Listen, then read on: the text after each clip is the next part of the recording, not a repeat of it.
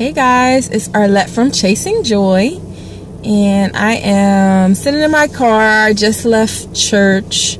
I'm about to get something to eat, but I figured I would try to quickly get today's VEDA done for you guys. It's August, it's almost over, and I haven't done a vlog every day, but I've done way more vlogs than I would ever normally do. So, trying to finish out the month, the next couple of days. Kind of strong and not give up. So, today's VEDA is about, I don't really want to say what I learned in church, but I guess my takeaways from church today. So, I go to a church called Epic here in Philadelphia. It's a non-denominational, Bible-based Christian church that meets out of the movie theater in Mathew on Main Street. That's where I go. And then there are 3 other locations in Center City, Fairmount, and now they're opening another location. In Center City and Roxborough, and they're opening another location in Fairmount at the Franklin Learning Center High School. But I go to the Mathew one, and I guess it's interesting for me. I'm not really a church goer person for a variety of reasons that some I've talked about on the blog. But basically, one, I'm not a follower. I am a follower of God and of Jesus, but I'm not really a follower of people. So sometimes I guess the concept of going to church and there's a pastor and listening to what he says and this everyone kind of thinking similarly, I don't know if it freaks me out a little bit. Part of me is always waiting for things to is this going to turn into a cult or something weird? I know that sounds weird, but that's one of my issues. And then I guess my view of, church people hasn't always been positive. So even for example, lately, my decision to become a single mom by choice, it's not really conventional, and, people might have their views on it, but I've received the harshest, criticism of it by a friend of mine who's, a born again, church goer. I mean, the call actually left me in tears, which is not what I would think God would want. So just kind of if you don't believe what we believe, you're a horrible person kind of thing. I've had I guess some experiences like that. So anyway, all that to say, I'm not really a church goer, but I've always liked the idea of church. I used to love it when I was a kid, and I liked the idea of community worship. So, I had written in a blog that I would hope to like church again one day. And I found Epic almost a year ago, and so I've been going there, and not every week, but I would still say pretty regularly, and it's been basically a positive experience.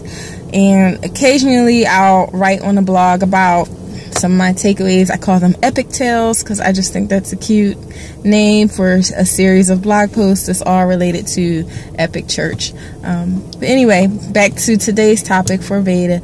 So basically, today's service, I had 3 takeaways. The pastor's been doing a series called For Philly, where they're talking about the church's goal to really be a resource and a place of hope and encouragement for the city of Philadelphia. And he's talking about 4 ways to help, what we can do for Philly. And when I go to church, I always pray before I go that God would allow me to hear the message that I'm supposed to receive. I think I like scripture and other sermons that we all can read and hear the same thing and come away with a different message, a different takeaway. So I always pray that I receive the message I'm supposed to receive, and I'm always listening through the perspective of what's going on in my life, and I assume everyone else is too.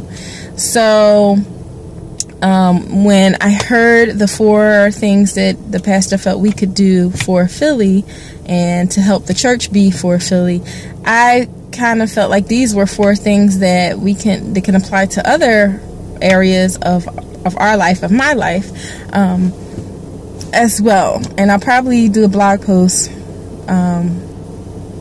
more specific to this later on. But so basically the 4 things were to invite, to serve, to give, and to pray. And I really felt like those were 4 things that can apply specifically to our relationships, like all kind of relationships, and whether it be like work relationships or friends or family or spouses or with kids.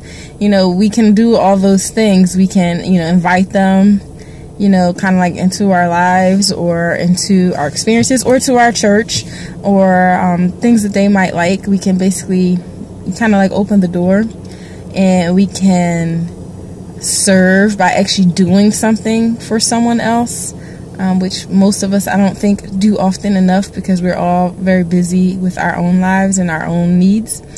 We can give. Most of us can afford to be more generous, whether that's generous with our time, which is similar to serving, but also generous, financially if someone is in need, or just a generous spirit. Like if you're out, and you see something that you think a friend might like and it's $2 and it might make us put a smile on their face, or a greeting card that would make someone smile. We can all be, more generous in those ways. And then pray, which is pretty obvious.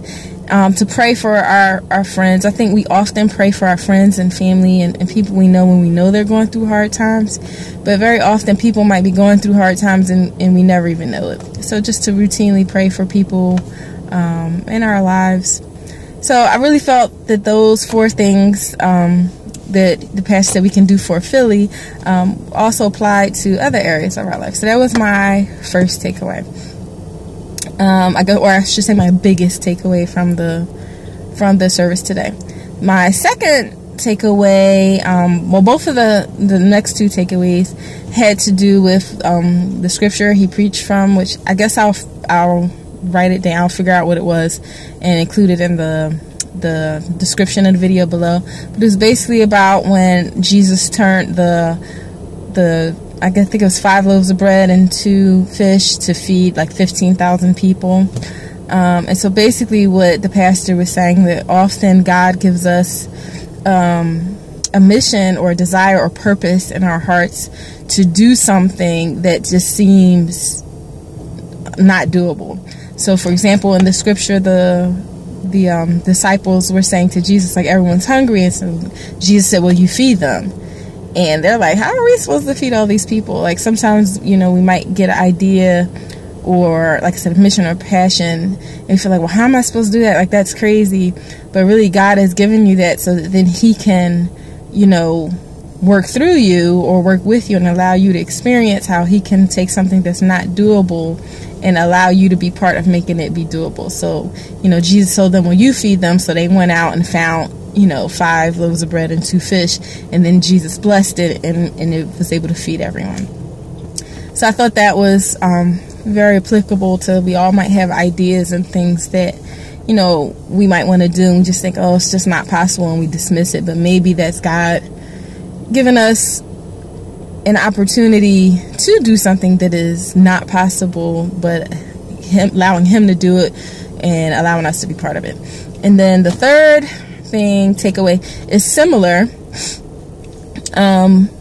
but it was about the way the pastor was saying, it was about like faith. If you have faith with small things, then God will then give you, bigger things, or He'll make it grow. So for example, the 5 loaves of bread and the 2 fish came from a little boy. And maybe when the disciples were going around asking for people for food, the little boy might have thought, well, I don't really have anything. I just have my small lunch. And sure, other people might have had a little bit of food and said, oh, well, this is not enough to feed everyone. This isn't what they're looking for, and didn't say anything. But the little boy had faith that if he gave, the little that he had, that God would do, big things with it. Or maybe he didn't know that God would do big things with it, but, you know, they were asking and he had it, and so he gave. And, you know, so basically, like, he acted in faith, like, not knowing what was going to happen. He did what he felt he was supposed to do. And then, you know, Jesus blessed it, and it fed everyone. So I thought that was a nice message, too, that if you're, you know, faithful with the small things, that then God can allow it to grow.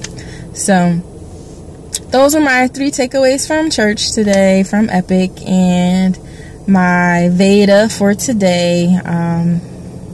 So I don't know, like, if you're a churchgoer, if you're not a churchgoer, you can leave a comment below about what you think of my takeaways. If you are a churchgoer, you know, what if you went this week, maybe what were your takeaways from your experience at worship? Might be interesting. So leave that in the comments. And as always, if you're doing VEDAs, leave me a comment below so I can check out your videos. And I appreciate you guys watching my videos this month. It's almost over, my first VEDA experience, and I think my last VEDA is going to be just about what this experience has been like. But thanks for watching, guys. Bye.